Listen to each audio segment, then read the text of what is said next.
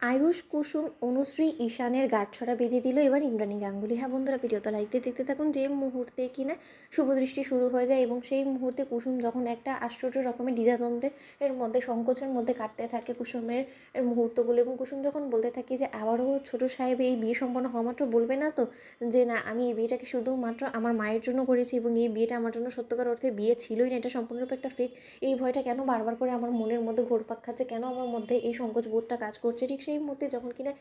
ঈশান অনুশ্রীর দিকে এক দৃষ্টিতে তাকিয়ে থাকে এবং যখন কিনা অভিমন্যু রায়চৌধুরী বলতে থাকে যে জানিস তো ইন্দ্রাণী, এদের দুজনের জুটি বাঁধার সিদ্ধান্তটা তুই সব থেকে একটা ভালো সিদ্ধান্ত নিয়েছিস, তার কারণ ওরা দুজন একে অপরের সঙ্গে ভালো থাকবে সেটা আমার খুব ভালোভাবেই জানা ছিল, কিন্তু তার শর্ত তুই যে কুসুমকে নিজের বাড়ি বড় বউ বানানোর সিদ্ধান্তটা নিয়েছিস সেটা সত্যি তুই সকলকে পার করে গিয়েছিস, কারণ আমি নিজে ব্যক্তিগতভাবে জানি যে কুসুম কতটা এই সমস্ত দায়িত্ব নিতে পারদর্শী, এবং কুসুমের মধ্যে আমি সেই সমস্ত গুণগুলো দেখেছি সেটা যেটা কিনা আমি তোর মধ্যে সবসময় দেখে এসেছি। তোর মধ্যে যে এই গোটা পরিবারের লোকেদেরকে এক সুতোয় গেঁথে রাখার যে টেন্ডেন্সিটা ছিল, সেই একই জিনিসটা আমি কুসুমের মধ্যেও লক্ষ্য করেছি, এবং আমি সত্যিই চাই যে ঈশ্বর ওকে এতটা সুখী করুক ওর জীবনে যে ও যাতে কোনো দিনও ও নিজের জীবনের সমস্ত দুঃখের কথা আর কোনো দিনও মনে না আনে। ঠিক সেই মুহূর্তে যখন কিনা মালা বদলের সময় চলে আসে এবং আয়ুষ যখন নিজের একটা ভাবনা চিন্তার মধ্যে পড়ে থাকে, দ্বিধাদ্বন্দ্বে পড়ে থাকে, ঠিক সেই মুহূর্তে কুসুম এক পর্যায়ে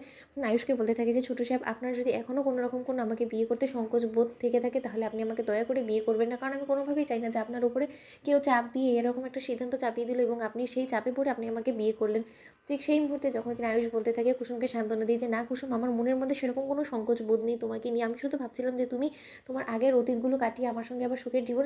যাপন করতে পারবে কিনা। ঠিক সেই মুহূর্তেই যখন কিনা বিয়ে সমস্ত আনুষ্ঠানিকতার মধ্যে দিয়ে যখন কিনা 7 পাক ঘোরানোর সময় চলে আসে এবং সেই মুহূর্তে যখন কিনা পুরোহিত মশাই বলতে থাকে যে নিন, এবার তো ওদের গাঁটছড়াটা আপনাদের বেঁধে দিতে হবে, কে আসবেন আসুন। ঠিক সেই মুহূর্তে যখন কিনা মীনাক্ষী আগ বাড়িয়ে সেখানে যায়, ঠিক সেই মুহূর্তে অভিমন্যু বলতে থাকে যে দাঁড়াও মীনাক্ষী, তুমি কোনোভাবেই এই কাজটা করবে না, এই শুভ কাজটা সম্পন্ন করবে আমাদের ইন্দ্রাণী, ইন্দু। কারণ আমি খুব ভালো করেই জানি যে ইন্দুই একমাত্র সেই ব্যক্তি যে কিনা ওদেরকে প্রাণ ভরে আশীর্বাদ করলে ওরা ওদের বৈবাহিক জীবনে সম্পূর্ণরূপে সুখী হবে, এছাড়া আমি কারোর উপরে এই জিনিসটার জন্য অন্তত ভরসা করবো না। ঠিক সেই মুহূর্তে ইন্দ্রাণী গাঙ্গুলি স্বয়ং নিজে নিজের দু ছেলের বিয়ের গাঁটছড়া বাঁধে এবং তাদেরকে প্রাণ ভরে আশীর্বাদ করে বলতে থাকে যে আমি শুধু ঈশ্বরের কাছে প্রার্থনা করি যে কোনো রকম কোনো বদনজর বা